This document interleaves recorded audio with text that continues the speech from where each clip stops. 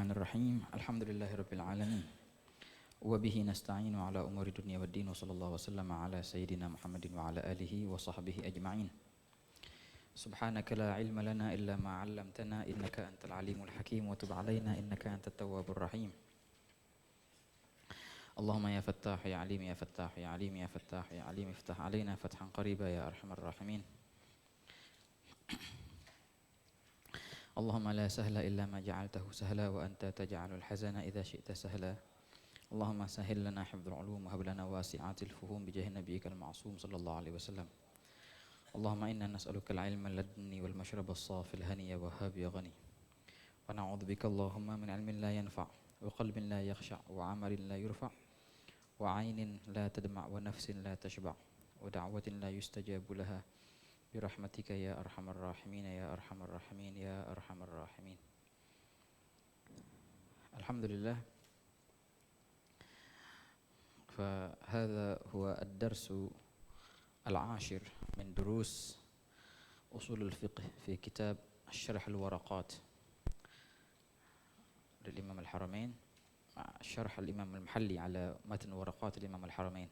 Ini adalah season yang ke-10 daripada daurah kitab Al-Waraqat Al-Imam Al-Haramain. Dan sebelum kita melanjutkan untuk membahas masih membahas pembahasan yang berkaitan dengan al-amr. Nah, di sini mungkin ada waktu untuk bisa kita saling berdiskusi kalau seandainya ada pertanyaan ya, atau ada yang kurang jelas. Tafadhal.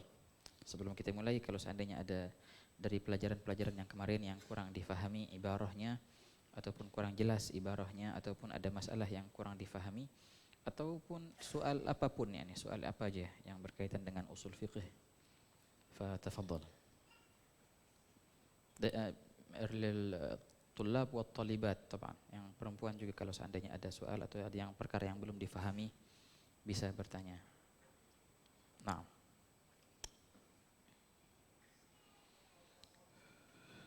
tafadhal. Nah,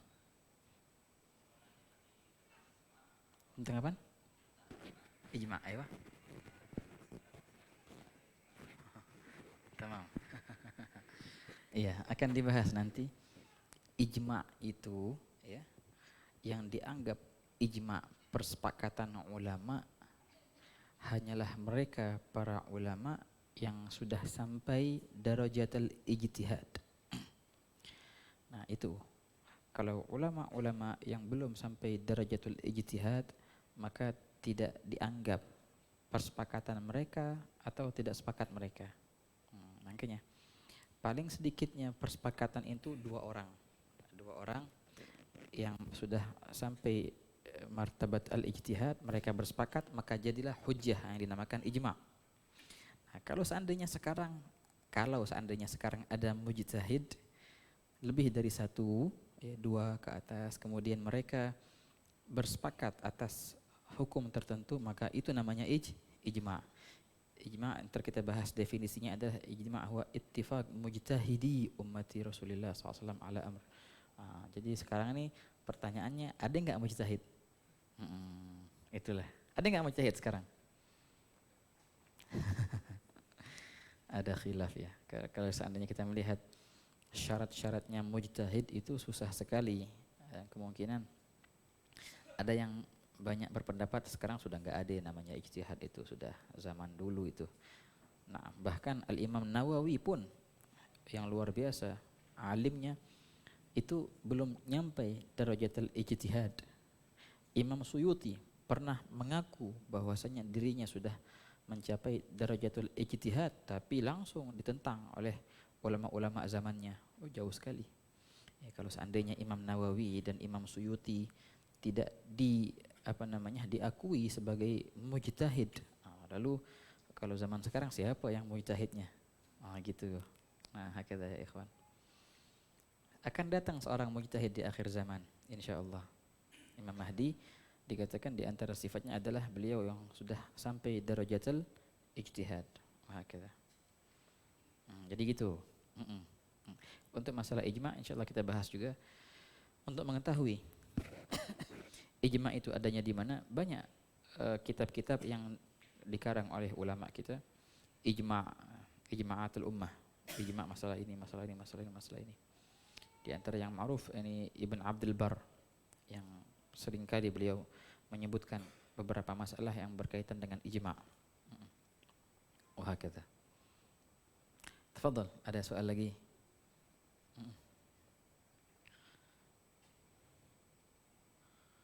Tafadhal.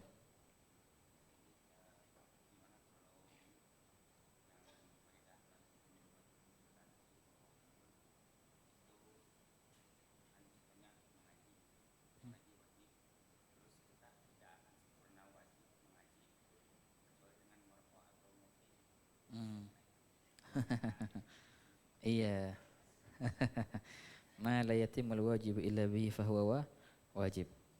Kalau seandainya kita mau ngaji, tapi nggak bakal khusyuk ngaji ini kecuali dengan rokok. Maka apakah rokok yang menjadi wajib? Baik. Pertama, kata mengaji itu wajib. Ini ada tafsirnya. Tidak semua mengaji itu hukumnya wajib, ya kan? Mengaji yang wajib hanya sekedar untuk kalau seandainya fardu ain, ya hanya beberapa masalah saja yang harus diketahui. Kalau di fikihnya sudah cukup banget kalau safinah itu untuk fardu ain. Untuk fardu kifayah juga tidak semua ilmu itu masuk dalam kategori fardu kifayah. Nah, bahkan banyak dari antaranya masuk dalam kategori sunnah. Tapi ala kulli hal, kalau memang seandainya dihukumkan ngaji di kitab itu dengan fardu ain ataupun fardu kifayah karena anta satu-satunya orang di mana, di desa ataupun di kota, orang yang akan mengetahui masalah ini, nggak ada lagi orang yang bakal tahu kecuali ente, berarti ente wajib untuk mengetahui masalah ini. Bagi orang-orang itu fardu kifayah, tapi bagi ente fardu ain, wajib untuk belajar. Oke. Ana nggak bakal konsen belajarnya kecuali kalau ngerokok. Nah, di sini ada qaidah lain dalam ilmu qawaidul fiqh bahwasanya ma la yatimul wajib illa bihi fahuwa wajib. Betul. Tidak akan sempurna wajib itu kecuali dengannya, maka adalah wajib juga. Tapi tidak bisa disempurnakan wajib itu dengan perkara yang disifatkan makruh ataupun disifatkan haram. Nah, perkara yang wajib tidak akan terlaksana kecuali kalau kita mengerjakan haram duluan. Gimana jadinya? Gimana itu? Haram, tapi kita melakukan perkara yang haram ini demi melaksanakan perkara yang wajib. Sebenarnya ya ikhwan, kalau kita melihat dengan pandangan yang adil, yang munsif, apa munsif nih kalau bahasa Indonesia? Yang apa namanya? Yang netral. Dan yang pandangan yang jernih dan tidak terpengaruh dengan pola keadaan atau lain sebagainya, atau pola kepribadian atau pola apa aja gitu. Sebenarnya tidak ada wasilah untuk sampai ke perkara yang wajib melainkan wasilah itu bagus. Sebenarnya gitu. Untuk namanya ini apa namanya? Al-ghayah wal wasilah. Apakah wasilah itu berubah hukumnya? Tergantung hukumnya ghayah. Ghayah itu artinya target. Mencapai target yang wajib berarti wasilahnya hukumnya wajib juga. Tahu-tahu wasilahnya kita dapatkan haram. Itu sebenarnya tidak mungkin. Sebenarnya tidak. Dan memang tidak ada sebenarnya kalau kita melihat dengan pandangan yang netral, yang munsif gitu. Nah, Allah Ta'ala tidak menjadikan jalan untuk menolong agamanya dengan perkara yang diharamkannya atau perkara yang dilarang olehnya dengan larangan yang makruh paling tidak. Itu sebenarnya ini kalau mau kita lihat dengan insaf kayak gitu ya. Nah, nggak ada wasilah melainkan wasilah itu bagus. Nggak ada wasilah dengan haram ataupun wasilah dengan makruh pun nggak ada katanya. Nah, makanya sering sekali kita melihat atau mendengar kabar-kabar yang di luar itu, kita demi menegakkan ini kita buat kayak gini. Ya, padahal yang dibuatnya itu perkara yang salah, jelas-jelas salah. Tapi kita buat yang salah ini demi untuk menegakkan perkara yang benar. ini orang punya pemikiran yang sudah terpengaruh, berarti yang sudah dimainin oleh pihak lain. Kalau seandainya orang itu masih jernih, tidak akan dia mengambil wasilah yang haram seperti itu demi melakukan perkara yang target, walaupun target itu wajib, walaupun target itu bagus, tidaklah mungkin dia menjadikan wasilahnya suatu yang haram ataupun yang makruh. Nah, makanya seperti yang kalau Anda rasa kalau di Jawa Barat sini sedikit ya, masih sedikit lah beberapa pondok yang masih ngerokok waktu belajarnya gitu kan. Tapi kalau daerah Jawa Timur banyak sekali yang kita dapatkan. Di Jawa Barat ada nggak kayak gitu? Ada kan? Ada, tapi nggak banyak kan? Nggak banyak sih sebenarnya. Ya sebenarnya aneh nggak bakal konsen kalau nggak pakai ngerokok. Ini hanya sekedar kebiasaan sebenarnya. Kalau seandainya ente bersabar, paling pahit sebulan 2 bulan bersabar untuk meninggalkan rokok itu selesai dan tidak ada lagi problem kayak gitu. Tapi harus ada tekad untuk meninggalkan rokok itu, tekad yang kuat. Maka tidak ada lagi nggak konsen kecuali dengan rokok. Ente bakal lebih konsen dengan tanpa rokok. Begitu ya ikhwan. Tapi harus ada tekad kesabaran untuk meninggalkan itu. Nah, makanya jadi ini adalah suatu wasilah yang tidak lazim, yang tidak harus. Yang tidak harus kita menjadikannya wasilah, bisa kita hilangkan wasilah itu selagi dia makruh ataupun haram. Nah, jadi gitu. Nah, artinya kita nggak bisa menghukumkan belajar wajib dan belajar itu tidak sempurna kecuali dengan rokok, nggak konsen. Ahsan nggak usah konsen. Jawabannya apa? Ya sudah, nggak usah konsen deh. Yang penting nggak ngerokok. Nah, gitu, nggak usah konsen. Lama kelamaan dia akan terbiasa dengan tanpa rokok dan dia akan merasakan lezatnya ketika dia meninggalkan perkara yang dilarang, makruh ataupun subhanallah. Emang dalam hadis Nabi SAW, man taraka, barang siapa yang meninggalkan nadhrata haram, pandangan yang haram, ada pandangan haram di depannya tapi dia tinggalkan pandangan haram itu. Kenapa? Karena takut kepada Allah, makhafatallah, maka apa yang terjadi? Abdalahullah bihalawatin yajiduha fi qalbih, maka Allah Ta'ala menggantikannya dengan kelezatan yang akan dia rasakan dalam hatinya. Nikmatnya luar biasa, spontan, langsung saat itu dia akan rasakan. Pandangan haram apapun, laki-laki mau mandang perempuan, ada perempuan yang buka aurat di depannya sekarang, ataupun si perempuan mau mandang si laki-laki, ada laki-laki yang di depannya sekarang, contohnya gitu, dan dia tutup matanya, tidak mau memandangnya. Kenapa? Karena takut pada Allah Ta'ala. Langsung agak berat memang, betul, agak susah, tapi tetap cobain sekali-sekali. Coba tutup, coba nggak lihat. Nah, langsung antum akan merasakan kenikmatan di hati yang luar biasa. Abdallah Ta'ala halawatan yajiduha, itu adalah kelezatan iman. Dzaqa ta'amal iman, itu man radiya billahi rabban wa bil islami dina. Karena ini adalah suatu madhar, suatu simbol daripada madhahir ridha. Ridha billah bi an yatruka maharimuh. Nah, jadi begitu. Tafadhal, ada soal lagi sebelum kita langsung baca antar. Naam, tafadhal.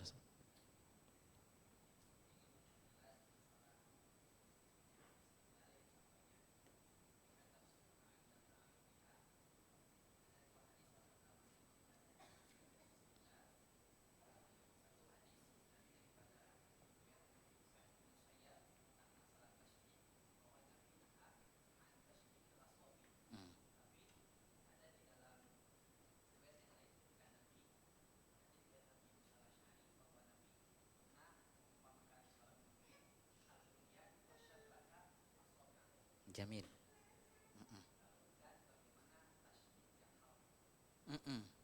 Jamil jiddan. Masya Allah, barakallahu fiik. Ada 2 hadis yang nampaknya seperti hadis yang muta'arid. Dan ini banyak sekali ya ikhwan. Beberapa a'immah itu mengarang kitab Al-Ahadits Al-Muta'aridah. Namanya apa lupa ana. Banyak sekali kitab-kitab yang dikarang di masalah ini.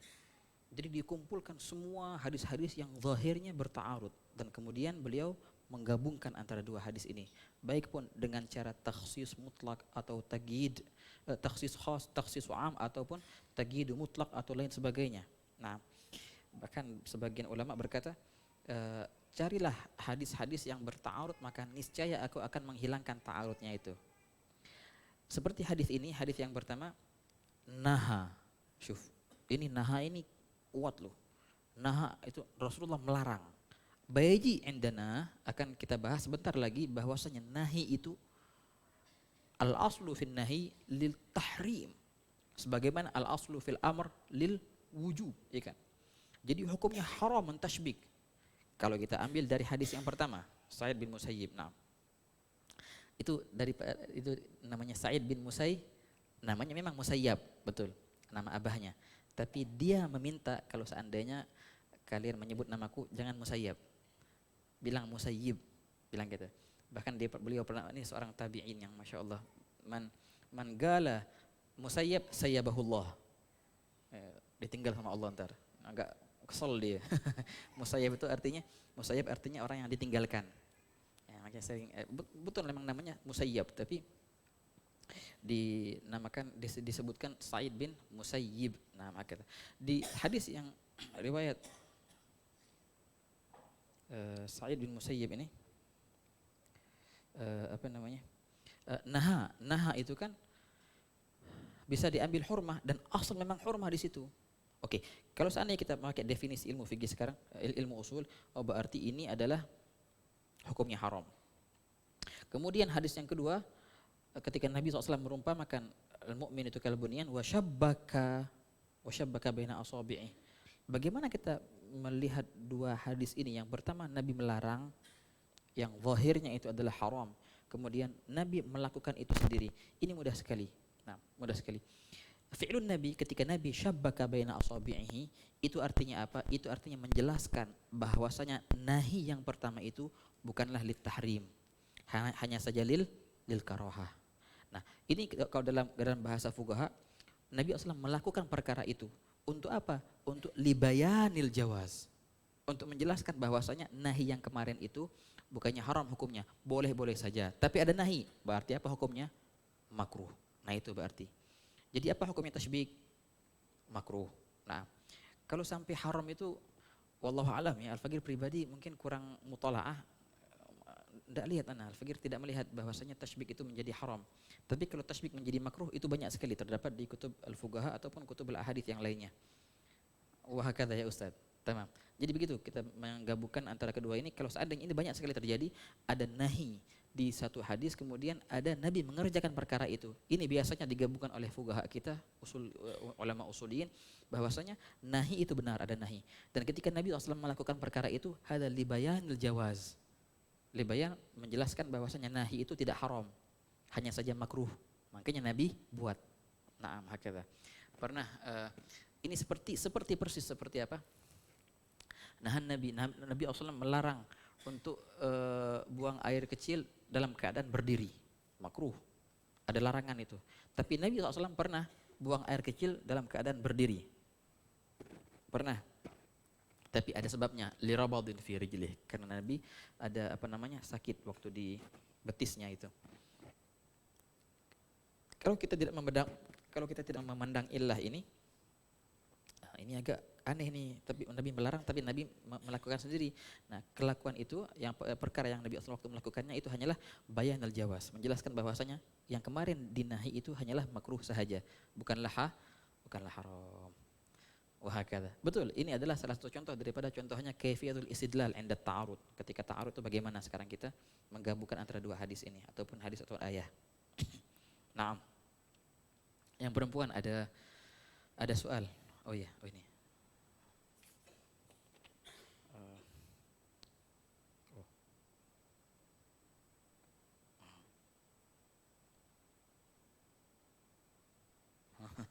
Tamam. Baik, yang pertama tentang ijma. Ini akan dibahas di sini di kitab tentang ijma itu. Ijma itu hanya bisa terlaksana kapan? dengan syarat ya ikhwan. Ijma itu adanya kapan? Setelah wafatnya Rasulullah SAW. Baru namanya ijma. Kalau seandainya pada zaman Rasulullah SAW itu tidak bisa terjadi ijma. Kenapa? Kalau seandainya Nabi SAW mengikuti persepakatan itu, maka hujjahnya adalah Nabi ketika menyepakati itu. Gharor, ini namanya hadis, bukannya ijma namanya. Kalau seandainya Nabi SAW tidak ikut dalam persepakatan itu, maka tidak sah ijma itu. Makanya yang namanya ijma itu hanya bisa terjadi kapan? Setelah wafat Rasulullah SAW. Makanya disyaratkan ijma' huwa ittifaqu mujtahidi ummati sayyidina Muhammad SAW ba'da wafatihi. Itu ijma'. Ya, awal ijma' itu kapan? Waktu zaman Sayyidina Abu Bakar Siddiq. Banyak sekali ijma' yang terjadi pada zaman Sayyidina Abu Bakar Siddiq. Di antaranya khilafahnya itu. Ketika Nabi SAW meninggal, berpulang ke rahmatullah ta'ala, lalu para sahabat sepakat untuk menjadikan siapa khalifah? Abu Bakar Siddiq. Ini adalah kesepakatan masuk dalam kategori ijma' juga. Nah, ini bisa dinabatkan sebagai ijma' yang pertama. Kemudian Sayyidina Abu Bakar Siddiq bermusyawarah kepada para sahabat semua untuk memerangi yang murtadin, yang awal-awalnya banyak yang protes, dan akhirnya semua mereka sepakat semua. Itu juga masuk dalam kategori ijma'. Wahakadha. Ya, jadi ijma' itu hanya bisa terjadi pada zaman setelah Nabi SAW. Dan kaifiyatu, bagaimana bisa terjadi ijma'? Contohnya ada kan agak aneh nih, ittifaqu mujtahidil ummah. Coba bayangkan pada abad pertama atau abad kedua, contohnya ada, cuma bayangan saja, ada 20 mujtahid di dunia ini. Yang satu di Mekah, yang satu di Madinah, yang satu di Yaman, yang satu di Irak, yang satu di Syam, yang satu di Mesir, yang satu di mana? Bagaimana bisa terjadi ijma'? Apakah ada conference gitu? Ada simposium, barang-barang mujtahid, barang-barang ngumpul, sepakat, tanda tangan semua, oh ijma' ini. Ijma'nya ulama ini. Bukan. Enggak harus ngumpul kayak gitu, tidak. Tidak harus mereka berkumpul dalam satu tempat. Tanda tangan lah segala macam. Lah, bisa terjadi walaupun mereka berpencar-pencar. Dan bisa terjadi walaupun mereka tidak saling mengenal satu sama lain. Bisa terjadi walaupun mereka tidak mengetahui bagaimana pendapat yang lain. Contoh bagaimana ini? Sangat mudah sekali. Contohnya, pada tahun contohnya, tahun ke-150 contohnya 20 ulama ini memfatwakan masalah A hukumnya haram contohnya. Dan mereka enggak tahu bagaimana fatwanya mufti yang lain ataupun mujtahid yang lain. Datang generasi setelahnya, mereka saling bertemu. Bagaimana fatwanya si mujtahid fulan? Oh, dibilang haram. Oh, bagaimana fatwanya si mujtahid fulan? Oh, dibilang haram. Baru ketahuan bahwasanya ada persepakatan. Pada generasi yang sebelum kita, mereka semua sepakat menilai bahwasanya ini haram. Ini apa namanya? Namanya ijma'.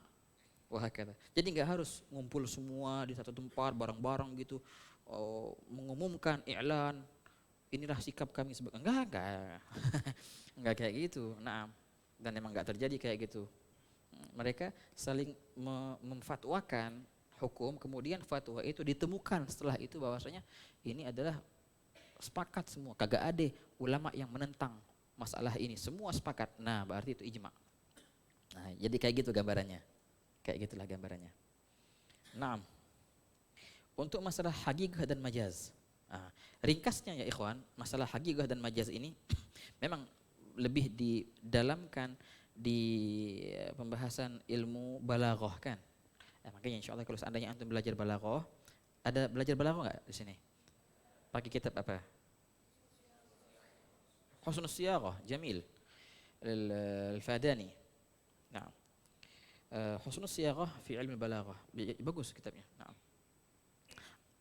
Antum akan lebih mengenal haqigah dan majaz di situ. Ringkasnya begini. Ketika kita menggunakan lafaz kalimat ya dengan maknanya yang ditentukan oleh bahasa, maka itu namanya haqigah. Dan ketika kita menggunakan lafaz atau kalimat dengan makna yang lain yang bukan itu makna ditentukan oleh bahasa, maka itu namanya majaz. Ini ringkasnya kayak gitu. Kalau seandainya kita pakai pendapat yang pertama, ya enggak? Selagi anta menggunakan asad dengan makna harimau, maka itu adalah haqigah. Tapi seandainya anda menggunakan kalimat asad untuk makna selain harimau, orang yang berani ataupun khotib yang marah-marah contohnya gitu. Nah, itu namanya majaz. Ini ringkasnya. Ringkasnya kayak gini. Dan bagusnya memang kita ambil pendapat yang pertama. Enggak ruwet jadinya. Kalau antum ambil pendapat yang kedua, jadi ruwet. Itulah jadi muter-muter. Pendapat kedua apa itu? Kita tidak menjadikan bahasa sebagai patokan hakikah dan majaz. Tergantung istilah. Bila mana Anda menggunakan kalimat dengan makna yang telah disepakati oleh istilah itu, dan Anda berbicara memang dengan bahasa istilah itu, maka itu adalah namanya hakikah. Dan bila mana Anda menggunakan kalimat dengan makna yang sudah keluar daripada makna istilah, dan Anda berbicara dengan orang yang dengan berbahasa istilah itu, maka itu namanya majaz. Maka di sini kita tanya, ente ngomong sama siapa?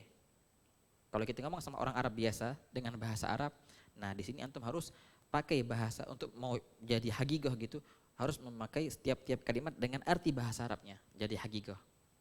Jadi majaz kalau seandainya antum memakai kalimat itu dengan arti selain bahasa Arabnya yang ditentukan itu, jadi majaz.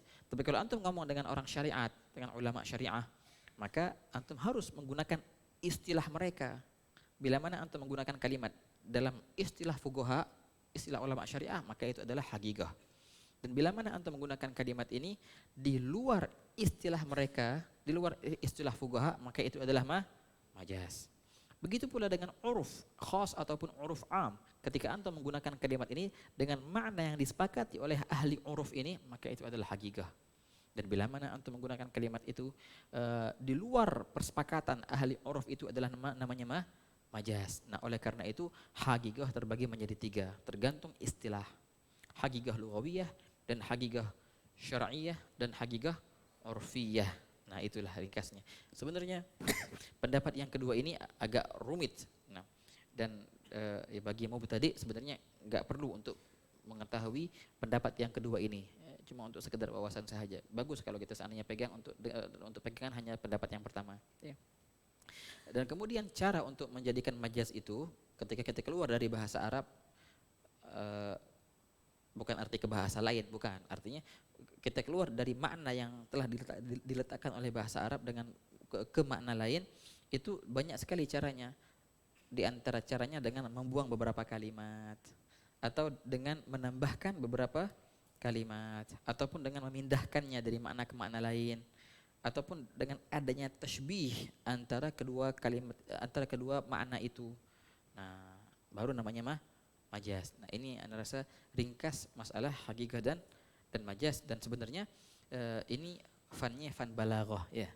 Fan balaghah. Makanya insyaallah kalau antum belajar balaghah nanti lebih detail dan lebih dibahas panjang masalah hakikah dan majaz. Wahakadha ya ikhwan. Baik.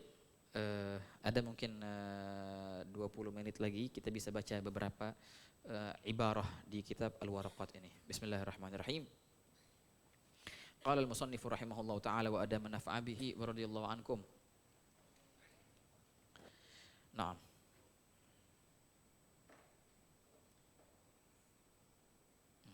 Qal alladhi yadkhulu fil amri wan nahi wa ma la yadkhulu. Ini kan kita baca sekarang. Ya. Qala syarih hadhihi tarjamatun. Hadhihi tarjamatun. Maksudnya apaan ini? Terjemah apaan? Nah, syuf. Arti daripada kalimat terjemah itu bukannya translate, bukannya terjemahan dari Arab ke Indonesia ataupun Inggris. Enggak. Terjemah itu artinya judul.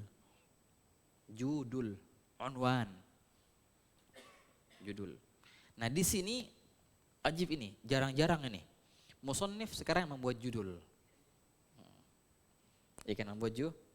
Ketika musannif masuk ke aqsamul kalam tanpa judul, langsung wa aqsamul kalam. Setelah aqsamul kalam masuk ke amr tanpa judul. Sekarang di masalah amr, sekarang sebenarnya kita masih di masalah amr sebenarnya, betul. Di sini ada masalah yang berkaitan dengan masalah amr, tapi masalahnya agak beda sedikit. Makanya musannif membuat judul di sini. Judulnya apa? Judulnya gini. Alladzi yadkhulu fil amri wan nahyi wa ma la yadkhul. Alladzi yang yadkhulu yang masuk dalam perkara amr dan nahi, perintah ataupun larangan, dan juga wa ma la yadkhul, dan apa yang tidak masuk. Ketika ada perintah atau ketika ada larangan, siapakah targetnya? Siapakah yang dimaksud dengan perintah ini yang harus melaksanakannya? Siapakah yang dimaksud dengan nahi ini yang harus meninggalkannya? Siapakah itu? Apakah orang muslim sahaja? Apakah orang mukallaf sahaja? Nah itu dia.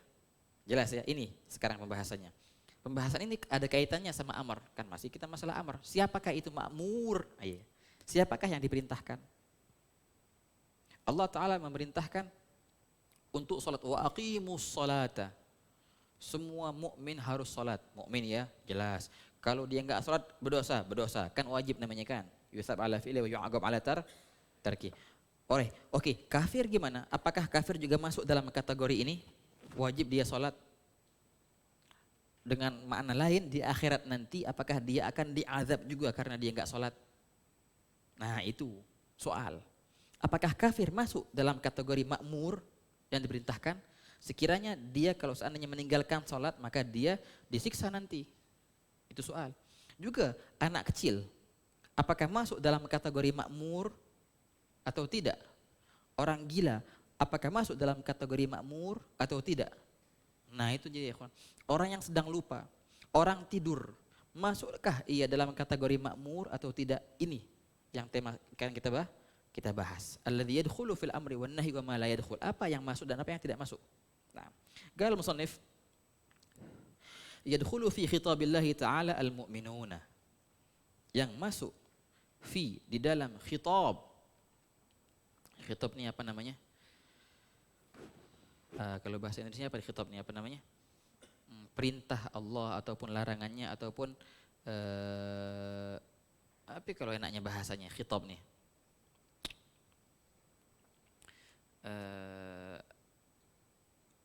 Lawan bicara kalau bahasa kasarnya sih gitu, mukhatab. Yang masuk di dalam target kalamnya Allah, lebih halusnya begitu kita terjemahkan. Yang masuk di dalam target khitabullah, kalamnya Allah, sasaran. Ya, sasaran daripada khitabullah, sasaran daripada kalam Allah itu siapa? Itu mereka adalah al-mu'minun. Oh, mukmin tok. Kafir gimana? Gala syarih wa sayatil kalamu fil kufar. Adapun kufar maka akan datang pembahasan tentangnya. Oh, jadi mukmin tok ya? Kafir gimana? Sebenarnya kafir masuk juga sih sebenarnya, tapi ntar pembahasannya lain tapi. Oh ya. Mukmin yang mana nih? Mukmin yang semua mukmin, baik pun dia anak kecil gitu ataupun orang gila gitu ataupun gimana?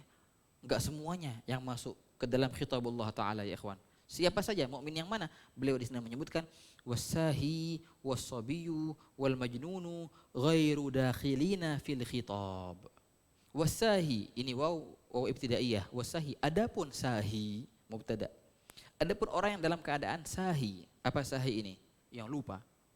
Orang yang dalam keadaan lupa, wasabi dan anak kecil, wal majnun dan orang gila, mereka semua itu ghairu dakhilin, tidak masuk dalam kategori khitab.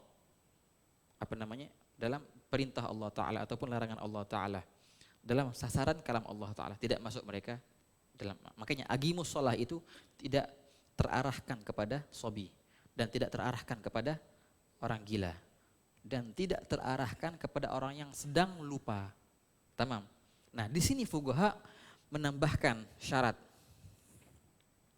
Kalau orang gila betul, dia tidak terarahkan atasnya perintah ini dengan syarat gilanya itu tidak disengaja. Kalau dia bersengaja, ada nggak orang gila dengan sengaja? Gimana ceritanya itu? Gimana caranya? Gila, sengaja. Ini orang gila. Oh iya, dia sengaja gila. Pengen gila, dia stres, nggak paham gimana? Gila akhirnya dengan sengaja. Gimana caranya tuh? Hah? Jedok-jedokin palanya gitu di dinding. Gimana caranya gila dengan sengaja? Hah? Minum obat, contohnya gitu. Obat diminum jadi gila, diminum sama dia. Dia pengen gila emang. Oh gila muta'addi nih. Iya. Orang yang sengaja dengan kegilaannya itu enggak dianggap gilanya ya ikhwan. Ini tetap dianggap orang yang mukallaf ini. Kalau seandainya dia sembuh dari gilanya, maka dia wajib menggodok semua salat yang dia tinggalkan. Kayak gitu, Syuf. Juga as-sahi, yang dinamakan sahi di sini orang yang lupa dengan syarat orang yang lupa karena perkara yang mubah. Kalau dia lupa karena perkara yang haram, nggak dianggap lupanya itu. Ya makanya kan, bukannya haram toh, bahkan makruh juga. Orang kalau seandainya dia masuk waktu sholat dan dia lupa untuk sholat karena mutola'ah ataupun karena ngapain gitu, betul tidak terarahkan khitabullah untuknya. Ketika dia sadar baru terarahkan ketika itu. Makanya wajib qadha ataupun enggak. Nah, wajib mereka qadha. Tapi ketika mereka sahih itu tidak terarahkan. Enggak masuk itu khitabullah taala pada mereka. Pas mereka ingat baru sekarang masuk khitabullah taala. Bila mana masih di waktu maka wajib segera dilaksanakan sholatnya. Kalau sudah keluar waktu maka wajib diqadha. Dengan syarat lupanya itu karena faktor perkara yang mubah ataupun yang sunnah. Kalau lupanya karena faktor perkara yang haram ataupun yang makruh maka enggak dianggap lupanya itu kan. Makanya kalau seandainya orang main catur. Catur ini di mazhab Syafi'iyah hukumnya apa? Makruh. Di mazhab Hanafiyah hukumnya haram. Itu di jahannam nanti kalau main catur, kata Abu Hanifah. Naam. Katanya Abu Hanifah, itu di jahannam nanti. Tapi kata Imam Syafi'i enggak apa-apa kok, makruh toh. Ya, makruh ya. Catur itu makruh. Jadi kalau seandainya orang main catur, makruh kan. Gara-gara main catur dia lupa sholat, dosa dia. Berdosa dan wajib qadha dengan faur. Dengan faur. Wah kata. Baik, kembali ikhwan. Wasahi, adapun sahi orang yang sedang lupa, wasabi dan anak kecil wal majnun, mereka ghairu dakhilina fil khitab, tidak masuk dalam kategori khitab, sasaran karam Allah taala. Kenapa? Lintifa'it taklif anhum, karena mereka tidak ada hukum taklifnya dari mereka, enggak ada taklif untuk mereka itu. Tapi ada tapinya di sini. Ketika anak kecil baligh, maka apakah wajib dia mengqadha salat yang ia tinggalkan ketika di masa kecil? Tidak. Orang majnun yang tidak disengaja sadar, apakah wajib mengqadha salat yang ia tinggalkan waktu jununnya? Enggak. Tapi orang yang lupa ketika dia sadar, maka dia wajib ini agak lain ini orang yang lupa ini. Makanya di sini musannif berkata, wa yu'maru sahi ba'da dhahabis sahwi. Dan diperintahkan as-sahi, orang yang lupa, ba'da dhahabis sahwi, setelah pergi sahunya itu, kelupaannya itu. Ka qadha'i ma fatahu minas shalah, seperti dia mengqadha apa-apa yang telah terlewat daripada salat.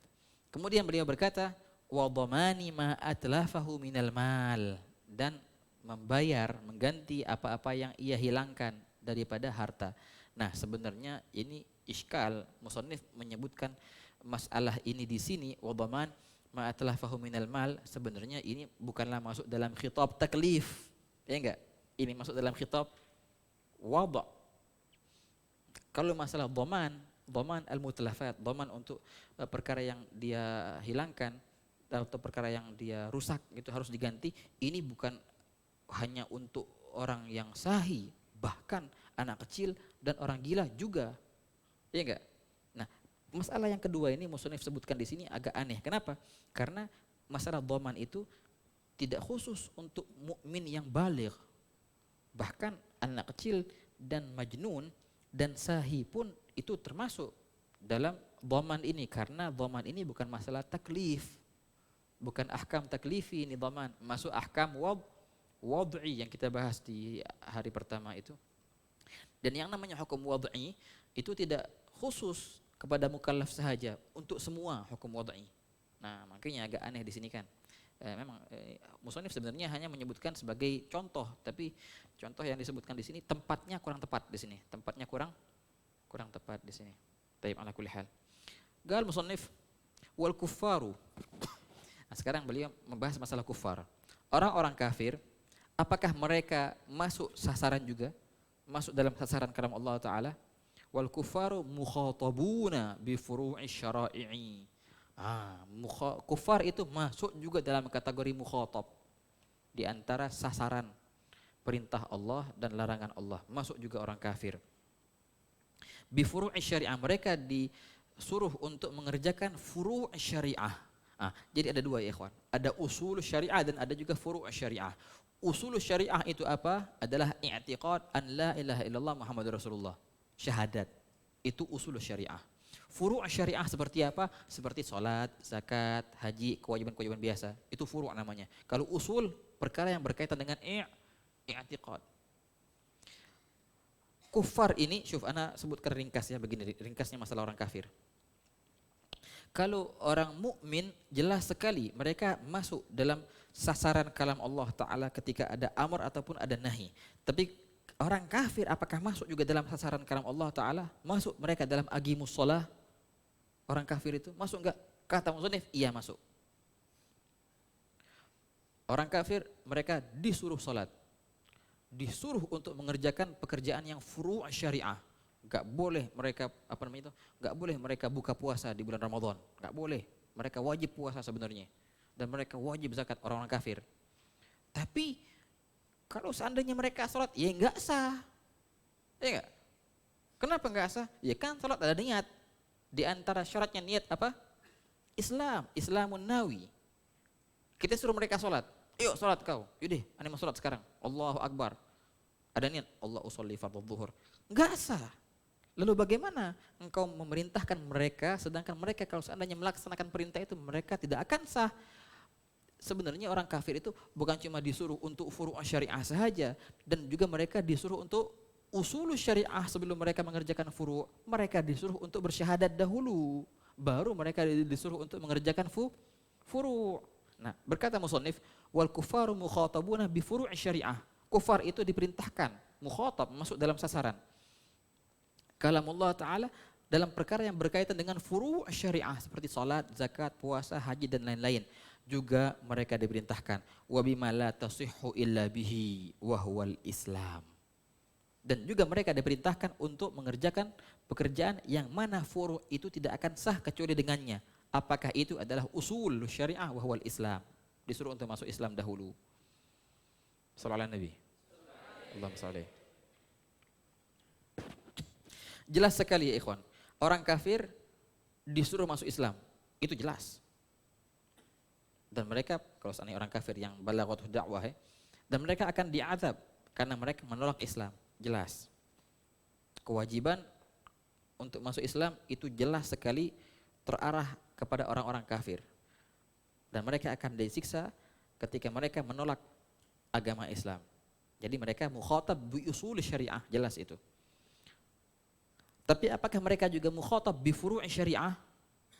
Jawabannya iya. Mereka juga mukhatab bi furu' syariah. Mereka juga diperintahkan untuk sholat dan lain sebagainya. Loh kok bisa? Karena Allah Ta'ala berfirman, Galu lam naku minal musallin walam naku nut'imul miskin. Ketika mereka ditanya, ma salakakum fi sagar? Enggak. Kenapa kalian kok ada di jahanam, di sagar? Kenapa kok kalian di neraka? Maka mereka para kufar menjawab, lam naku minal musallin, karena kami tidak sholat. Oh, berarti mereka diazab ini. Kenapa? Karena mereka tidak Islam. Bukan cuma itu, karena mereka tidak sholat. Berarti mereka diperintahkan untuk sholat. Betul, mereka diperintahkan untuk sholat. Nah, tapi kalau mereka sholat nggak asah. Jangan lupa, mereka diperintahkan sebelumnya untuk masuk Islam dahulu. Baru sholat. Ma la yatimul wajib illa bihi fahuwa wajib inti sholat. Dan sholat nggak asah kecuali inti syahadat. Syahadat dulu sekarang. Gitu. Jadi kufar itu bukan hanya saja mereka disuruh untuk masuk Islam dan mereka akan diazab karena mereka tidak masuk Islam. Mereka juga akan diazab karena mereka meninggalkan kewajiban-kewajiban Islam seperti sholat, zakat dan lain-lain. Wah, kata. Ini yang mu'tamadnya. Tapi soal, kalau seandainya kita hukumkan bahwasanya orang kafir itu diwajibkan mereka untuk sholat ya, maka wajibkan orang kafir sholat dengan dalil mereka akan diazab ketika mereka meninggalkan sholat ini. Ada di Al-Quran kan dalilnya.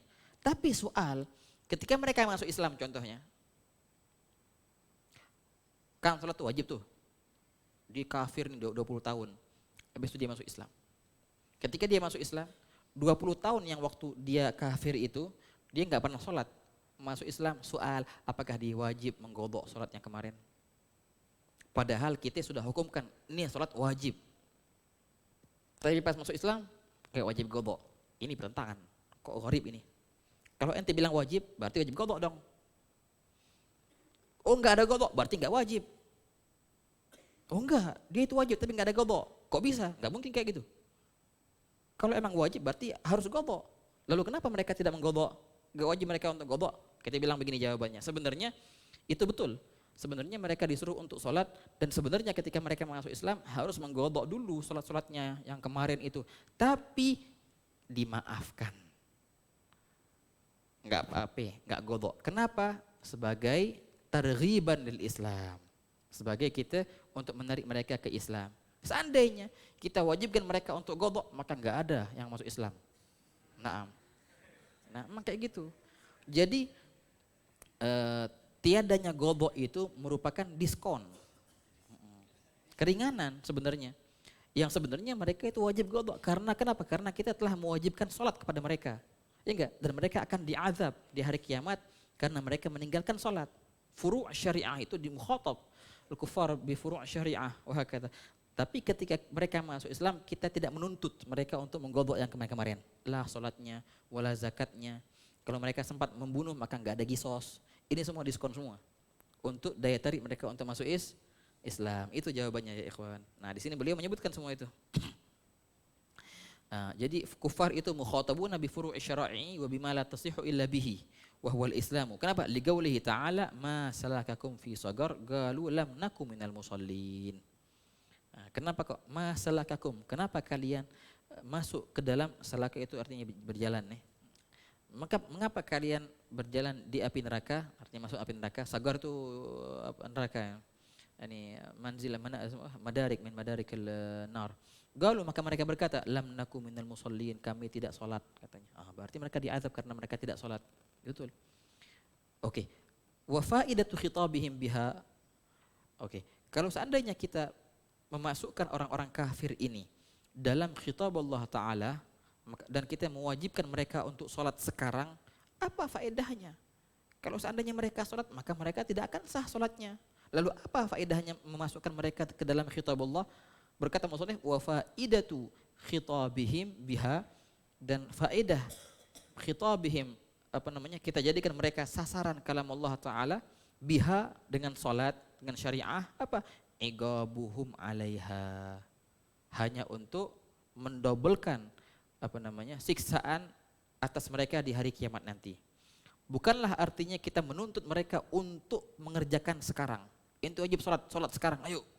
Ente masuk dalam kategori mukhatab. Ente ayo sholat sekarang. Bukan kayak gitu artinya. Bukan artinya mereka itu masuk ke dalam khitab Allah Ta'ala, mereka harus melaksanakan sekarang juga. Bukan. Kenapa? Karena kalau seandainya mereka laksanakan sekarang tidak akan sah ya ikhwan.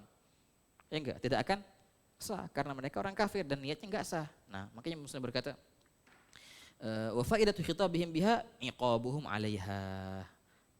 Iqabuhum 'alaiha karena la tasihhu minhum fi halil kufri.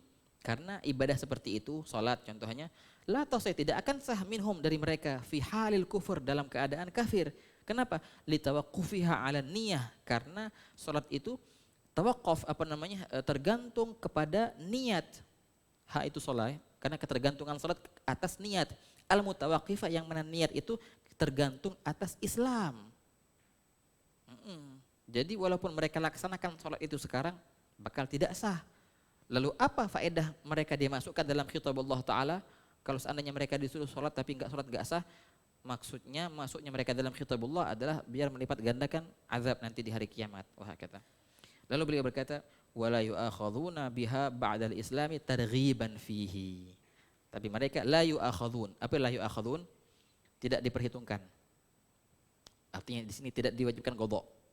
Dan mereka tidak diperhitungkan biha dengannya. Dengan sholat tadi artinya tidak diwajibkan qadha. Ba'dal Islam, setelah mereka menjadi Islam. Kalau seandainya orang kafir termasuk Islam, apakah kita perhitungkan sholat yang kemarin? Enggak apa-apa, kita maafkan. Kenapa? Berarti enggak wajib, bukan karena enggak wajib. Sebenarnya wajib. Lalu kenapa enggak qadha? Targhiban fihi, karena untuk targhiban. Apa targhib ini? Daya tarik lah kalau bahasa enaknya. Targhiban fihi, untuk daya tarik untuk mereka fihi fil Islam. Untuk menyemangati mereka dalam Islam. daya tarik mereka bukan karena itu nggak wajib, tetap wajib, tapi qadha ini kita hapus karena untuk diskon untuk mereka, daya tarik mereka untuk masuk Islam. Nah, sampai sinilah selesai pembahasan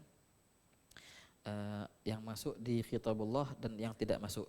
Nah, insyaallah kita akan bahas di pertemuan yang akan datang masalah al-amru bisyai' nahyun 'an diddih wan nahyu 'an syai' amrun bi diddih. Kita akan bahas insyaallah di pertemuan yang akan datang besok insyaallah باذنillah. Oke. Wallahu a'lam bissawab. Alhamdulillah.